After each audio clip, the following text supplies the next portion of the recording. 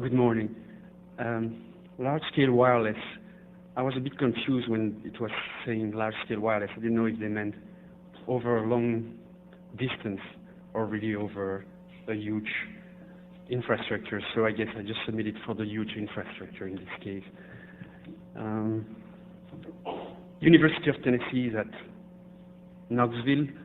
You have a nice picture of the campus. About 26,000 students, 4,000 faculty.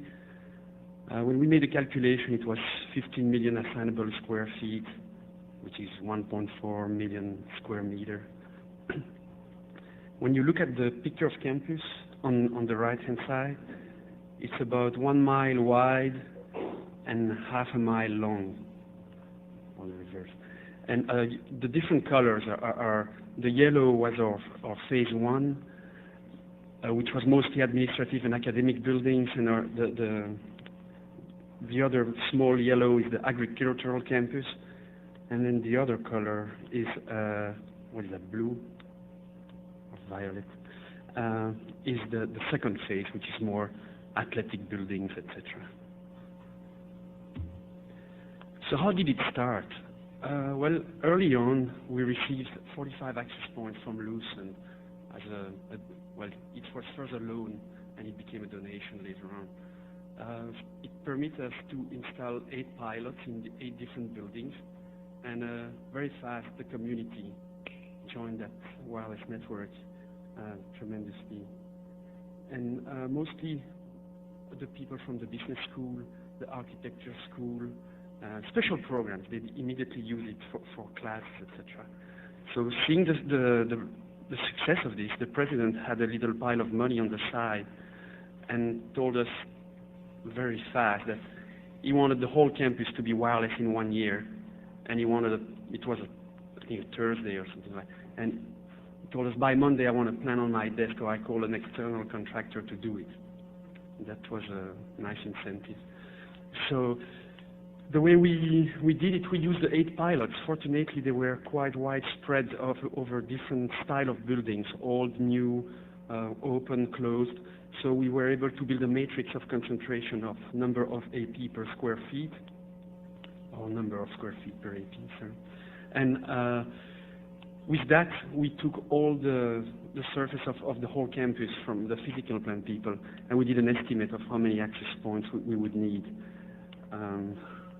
We are still within 10% of the estimate, so obviously it worked well. So really everything, the big deployment started in January 2001, but we first went to different vendors. You can imagine that when the vendor community hears that people want to buy up to 1,200 access points, they are coming to your campus often. At the time, also, there were many solutions being proposed for security, etc. I will discuss that later on. So really, in March 2001, we started to do surveys and implementation. And by March 2002, it was finished. So 1 year to deploy the whole thing. We got lucky. The day we were doing that plan with the concentration, I called a vendor and asked him if they had any other solution. At the time, some people were providing power over gauge 14, but not yet over Ethernet. And he actually received the plan and the pricing that very day. So we included that immediately in your budget, which reduced the price of the deployment by half. I think pulling AC was first very expensive, but if you think about the infrastructure required, the conduit, etc., it was unthinkable. When we did our deployment, there were talks about 802.11a already. And so we talked with the vendors. One vendor specifically had 2 bays in their access point. And we asked them, well, would it be possible that one of the 2 slots could accept 802.11a, so we can really upgrade easily the network? And they were not sure, so we waited a little while, and then they actually we had them in writing to confirm that. And today it does exist. So we immediately had 802.11a in mind, so we put 25 decibels to pretty much everywhere, and we went back to electromagnetic calculation, and we found out that it would really cover 18 decibels at 5 gigahertz. So about the channels, IEEE asked you to, is really recommending to use only 3 channels with 5 in between, 3 non-overlapping channels. We did test with 4 channels, and it worked quite well. Throughput was absolutely uninfluenced by the use of 4 channels. So we did the whole deployment with 4 channels, and as of today, we are still very pleased with that decision. So it was an aggressive deployment, yes. I mean, 1,200 access points in 1 year. It took some time and some thinking. So we thought, okay, we want to use an external contractor. We didn't have enough people in our group to do that. And we realized that the knowledge of the campus wiring and people knowing a local contractor was way more important than knowing how to do a wireless survey. You can really teach a wireless survey very fast. Then when you teach them the survey, eventually over months, when people do 130 buildings, they get bored with the survey. So we had to survey the survey because we realized that they start to put access points on top of each other between floors, which was creating interferences and things like that. Also, we request the contractor to configure every access point and label the access point. That's why I mentioned here Scripting 101 for contractors. We provided them with automation software so that you will have window popping and they would only have to enter the access point name, the IP address, the channel, and that was it. We noticed mistakes when we were not providing these scripting capabilities. We also asked them to centralize the Cat5 drops because the power over Ethernet devices are quite expensive, and so if we were respecting the existing wiring, all of a sudden we realized that we almost doubled the amount of power over Ethernet injectors that we needed. So they used non-existing conduits and we're going across drop ceilings, but it made a tremendous saving on that.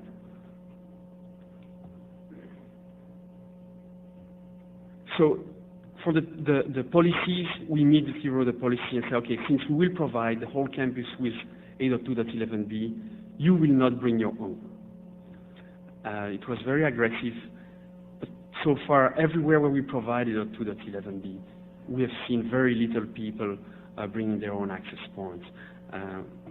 But where we don't provide it, they immediately deploy their own. Access is a key factor. Yeah, so really, when you do such a deployment, it's not like pulling wire, yes? You end up doing a few circuits in many buildings. So you need to access pretty much every place. Within 1 year, these guys went all over campus. The key access was a nightmare. People were not in their office, and if you want to do such a thing, it's a very key issue. For the survey, we noticed really huge variation between wireless card sensitivity. So when you do your survey, you have to put yourself as a user. So if you use the best wireless card in the world, well, there's a problem because not all your community will have the same wireless card. And so the 5 decibels that you see on yours will not be 25 decibels on everyone. That bites us because we did use good wireless cards, unfortunately. The antennas, yes, stick to the antenna that you use for your survey because, again, the diversity is tremendous. We had quite a few jokes with empty and full buildings. We did survey on some new buildings, and they were totally empty without furniture, without cabinets, and the final result was not good. We had to redo totally the survey because when people occupy buildings, the way the waves are going around the building is totally different than when it's empty. Also, that was quite an interesting discovery. You do your building, you think building. So it's already hard, yes, when you put all your channels, you want to put 25 decibels, you have to play with all these channels around. Well, you don't think about the building that's only a couple of feet away next door. And when you're finished, you go to the other one, you realize that all these channels are already used because you're getting all the signals from the other building. So there you have to rethink completely the new building. We also noticed that the vertical strength of the signal was usually stronger than the horizontal one. People tend to forget that. They see wireless this way. And usually it goes up to easily 2 floors if you have a standardized building. You don't have too much rebars in the concrete. Something that could be useful if you go and survey all around your building is one of these dolly with a 12-volt battery and those cheap power inverters, so you can connect your access point. You not always have access to AC as to connect your access point, so it's a useful trick. So the way we designed the coverage is the IP part of it. Yes, so I say, considering the complexity and early stage of mobile IP, we provided roaming to huge VLANs. So everyone was telling us, oh, you will see the broadcast will kill you. That's not a good idea. Well, we thought, oh, that's okay. We can change that overnight. Yes, we can chop everything in smaller VLANs with a few scripting things. And so we thought, let's go crazy. We'll just create one huge VLAN for the main campus. That was the big yellow area. APs. I would say that's 95% of our users. We have, on average, I will show you a slide. We have on average 1,000 users a day, and that's okay. I mean, the broadcast is on average 40 kilobits per second. No one has tried too much multicast so far, so it works well, I have to say. We were very concerned. That's why one thing was roaming, but the other thing was IP contention. In some buildings, you have huge auditoriums and very small offices. So the variation of IP is tremendous. On Monday, you may have 2 secretaries, and on Tuesday, 250 students, and then nothing else for the rest of the week. So that would be pretty much impossible to manage if you don't have huge Class A's. How did we do the IP assignment? That's for really the little details that we did. We use a private IPs for the APs, mostly to save IPs because it's 1,200 IPs. I mean, it's not a small number there. It provides a bit of security by obscurity. People cannot really join them from the outside. Also, we found out it was quite easy to have these APs in their own IP subnet. Later on, when we made our little security script. Also, well, I will talk about that in the gateway solution. When you bring up gateways, you don't want people to impersonate your APs because those gateways will really filter based on MAC address and IP address. Well, everyone is authenticated with one IP, one and one MAC address, but they could really just take over the IP address scheme of your APs and just generate traffic. So since we put those access points on a different IP scheme, we can really filter that. That was quite useful. We use the private scheme also. We made it quite useful for naming convention. That we all get quite creative now when it comes to naming convention. We only assign every building on campus has only 2 letters, and then all our network devices only 2 numbers, and everyone told us not to stick to that. So we had to go, in many places we had more than 10 APs, so we had to, first we thought hex, and then we realized we had more than 16 APs, so we said, oh, let's just go with alphabetical thing. But it works, and we don't have places where we have more than 36 floors or 35 APs per floor, so it was okay. Then we thought, well, maybe DNS will fail, so why don't we just even put some intelligence into our IP numbering scheme. So the way we do, the VLAN goes everywhere, and we have 1 subnet per building. So we match for the class A, we match the subnet of the building within the naming scheme of our wireless private class A. Yes? We have a class B, so .1 is our first VLAN. .24 will be the subnet of the building, etc. So yeah, that's another trick. We use pin cables for wireless so that people would not just move those cables everywhere, considering that they are all in a specific VLAN. They didn't like pink originally, but now they see it's a lot easier. So for the management of that network, those APs are everywhere in the ceiling there. We try to hide them because students easily discover that there are nice 2 radios or 1 radio on those APs. So we thought it might be a good idea to put them in the drop ceiling.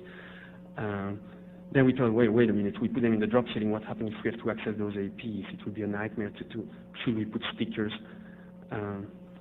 We didn't put stickers. So, but we did ask the contractor to come up with maps. We digitize those maps, we put them on the web, so for all the network engineers that want to go on the field, they just have to go online. They click and immediately pops a map with the exact location of the access point. That's very useful. I'm writing about XP there because when users call us, they say, oh, wireless is dead in the library. Like, sir, we have 89 APs in the library. Where can you tell me what's what is the MAC address or the AP ID that you see on your client? Well, I don't know, I'm using XP. And so far we haven't found a place in XP where you can see the access point ID. I don't know if someone has found a way, but tell me, please. So we really have to go by triangulation. Where are you located? Are you close to this place? Finally, we find access point, but it's not easy. So we are not pleased with XP there. The active Ethernet is helping us a lot in this case. Sometimes access points just die because they are a bit overwhelmed. Yes, so a little hard reboot helps.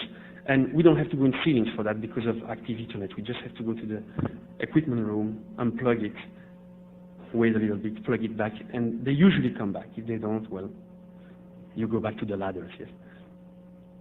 At the moment, the way we do our management, we created all the Perl script ourselves with SNMP to load new software. Yes, what we had to do is completely upgrade the entire network from one style of access point to another style of access point. I'm not talking the hardware itself, but the software. So we used Perl and SNMP there, and very useful.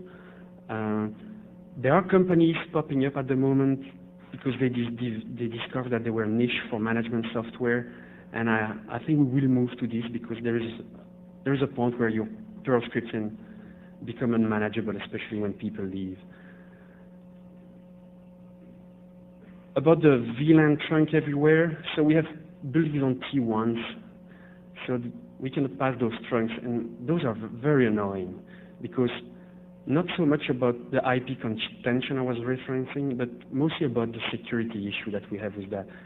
All of a sudden you open the local subnet, which wiring is still a bit of access security. Yes, people have to come find an open port, plug to it. It requires a little more energy than just sit in your car, plug an antenna, and join the network. So we don't know yet how to fix that. We may put an additional subnet within the same building, but we are very concerned, especially with the release of this software like DSNF or EtherCap.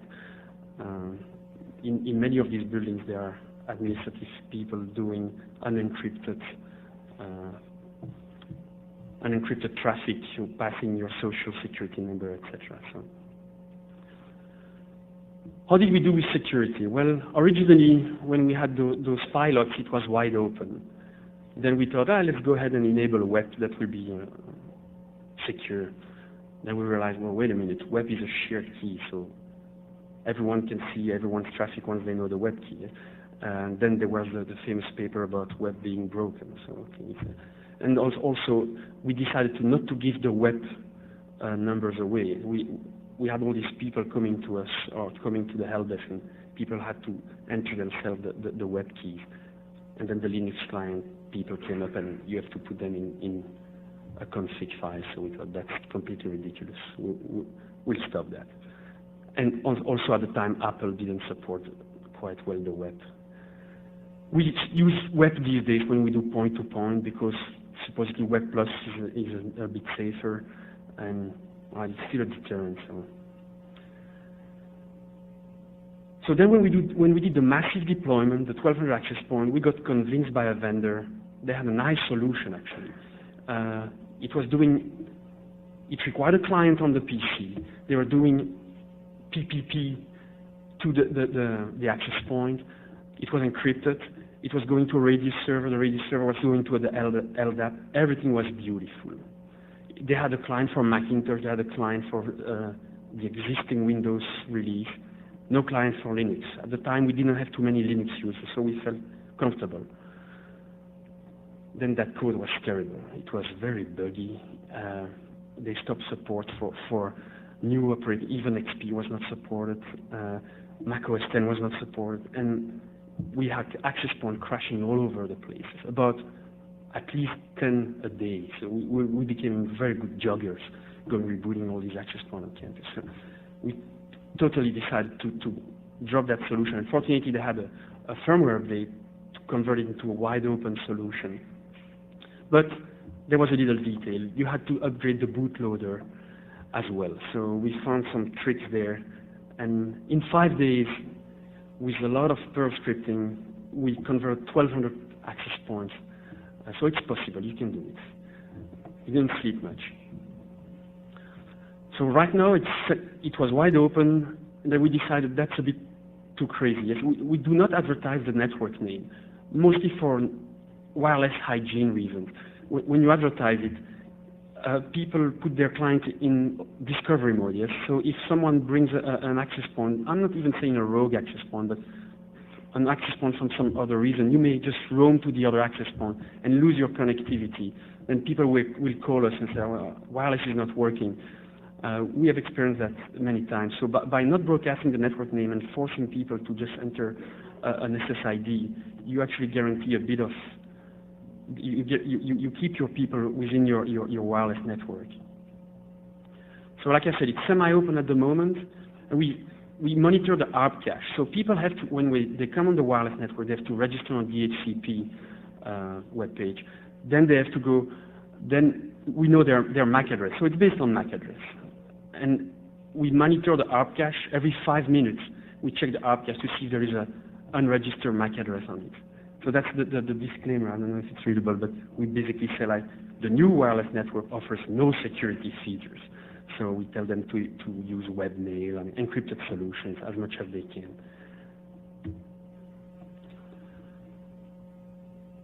So I said that 5 minutes. It's checking it. And yeah, once we discover a MAC address that is not accepted on campus, we filter in the CAM table on the where the VLAN is terminated. We don't have to complain. In 8 months, we had only 6 cases of people that were not registered. So it's not too bad.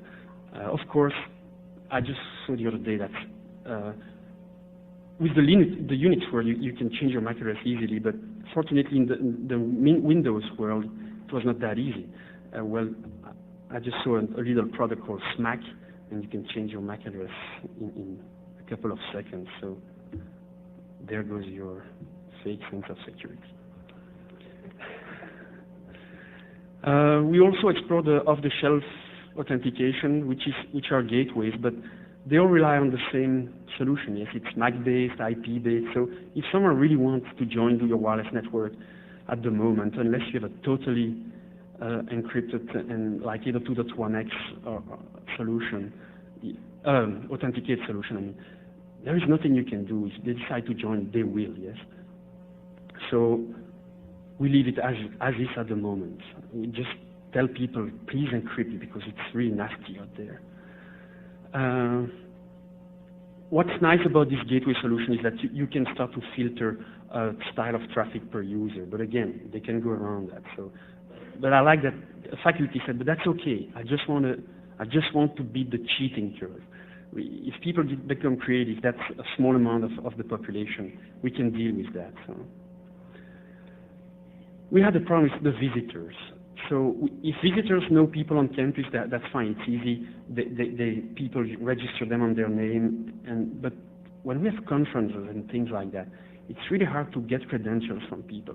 You can ask for a credit card, yes, but not everyone is using a credit card. So we have not found a nice solution at the moment. It requires some sort of number that we release for conference, and they have to enter that special number for the conference, but then we put a timestamp for that. But so far, nothing that works quite well. So the encryption, well, we decided that convenience was more important than security at the moment. We had a perfect solution. It failed because maybe it was too perfect. No, mostly because it was too early on. I wish they had done that later because it was really a nice technology, but way too buggy. So IEEE said they will come with 8.2.11i. Yeah, let's hope. It's still coming. But we really realize one thing. It has to become as ubiquitous as your PPP client. These days, people don't even realize where they go. They enter a phone number, a login, a password, and there they go, yes. That's the way we think it should be, at least for the wireless. And really, when we sniff the network, what we realize that POP and IMAP, I mean, the non-secure version, are our worst nightmare. These people pass their password, and it's really their LDAP password, so they can do a lot of things on campus with that. Every 5 minutes, they just check their email, and you see login, password, all the time. So it's unencrypted, just go ahead. So I've tried to convince the Unix people to just enforce secure POP and secure IMAP, but it's not easy. And then eBay, of course. I mean, eBay is unencrypted, yes, so I can bid for you if I want. Yeah, and use VPN. So that's interesting happenings that I heard. Rogue APs, yes, the dormitories. We did some war driving the other day, and we have about 45 rogue APs in the dorms, wide open, doing that. Go ahead, enjoy the network. To our opinion, the only way is driving. Yes, we try with MAC addresses to see, but many vendors have the same MAC address for their Ethernet card, their wireless access point, so you cannot discriminate there. Yeah, we also have faculty that want to stop services in some rooms. We are often tempted to say, well, why not you make your class more interesting? But that doesn't fly too well. So also we have to tell them, well, sir, the access point that here serves 2 floors, yes, so if we shut you down here, we shut down the half of the building. And so we thought about providing jammers to the people, or maybe just come up with some big antenna, and students are being sucked up in their access point. But I don't think I would advise that. Wireless ISP without consent, that was nice. We discovered that the fraternity people got very creative. They put Yagi antenna and shut the campus because they didn't want to pay for DSL, yes. So they are authenticated users. Even if we have authenticated solution, they have login and password, so we cannot stop that. They just put Yagis, and they have, here you go, 11 megabits per second to their sorority and fraternity. Also, those little boxes everywhere. I think our deployment was a bit too aggressive. So we have the physical plant people that don't know what these are. They tend to cut the wires and just remove these when they refurbish buildings. That's the utilization today. We have about 4,000 registered users. You can see the bottom line. We have faculty and staff when students are out. Those are the MAC addresses. It's not traffic. It's really unique MAC address being seen on the ARP table. But about 300 users. Then when students are back, it goes really high. And then that little peak there that you see was the first day of class last January. So what's next? Well, so far B works. We had that great 8.2.11a plan, but we're not convinced by it. We did some testing. It doesn't go very far. I don't know if people are ready to buy an additional card. They're very pleased with B. And the antenna restriction on those A things is very, very bad because you have to stick the antennas at the access point. So with B, we used to put access points there, and maybe we had an antenna going to another more convenient location. When with A, you cannot do that. It has to stick to the access point. So we're not convinced by A. And G, well, everyone is talking about G. Apple did a big move with G, yes, with Extreme Wireless. So usually when they do a big move, it might push the whole industry there. So it might be interesting. Also bear in mind that if you keep supporting B and G, each time you have a B person joining the access point and B and G are supported at the same time, it will slow down everything each time a B person will be there. So yeah, that's A and B range. But thank you very much.